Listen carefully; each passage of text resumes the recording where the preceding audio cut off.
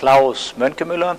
I'm professor of medicine and director of the Basil Hirschowitz Endoscopic Center of Excellence at the University of Alabama in Birmingham, USA. We're about to talk about our paper, the systematic review of the use of Overtube-assisted ERCP for patients with altered anatomy. The reason of conducting this systematic review is that the amount of patients who have altered anatomy requiring ERCP is increasing. In the past, the only options to treat these patients who had biliary or pancreatic problems was using percutaneous technique with interventional radiology or surgery.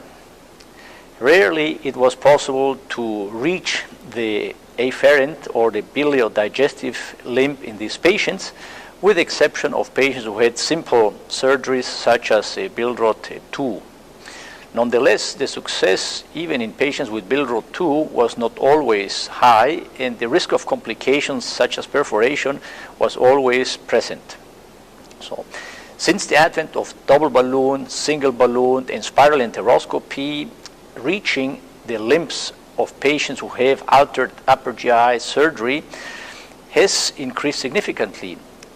Nonetheless, most of the papers that have been published are either retrospective or prospective and include single-arm studies, and there is few comparative studies. Therefore, there was a need to have a systematic review. We know that ideally meta-analyses are warranted to answer these clinical questions.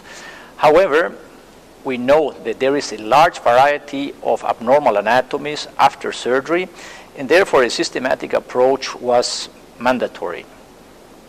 What we found in this paper is that patients who have undergone Roux-en-Y gastric bypass, the success rates of ERCP are about 70%. In patients who have other types of deranged anatomy, such as Whipple's procedure with Roux-en-Y hepaticojejunostomy, the success of ERCP was a little higher than when performing it in Roux-en-Y gastric bypass patients, but the success of performing therapeutic interventions was higher. We also found that the success rates of Overtube-assisted enteroscopy ERCP in patients who have Billroth 2 surgery was 96%. This contrasts with the data available in the literature, where the success rates in these patients it's much less.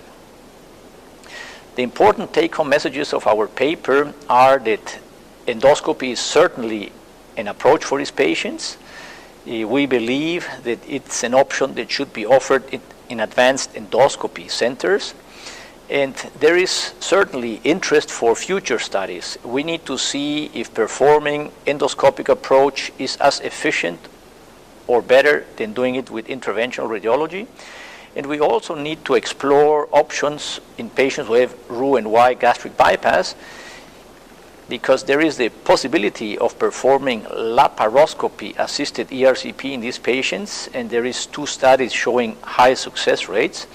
But there has been no prospective randomized studies or comparative studies evaluating whether laparoscopic assisted ERCP in Roux-en-Y has a higher success yield than doing it with balloon or overtube or spiral overtube assisted methods.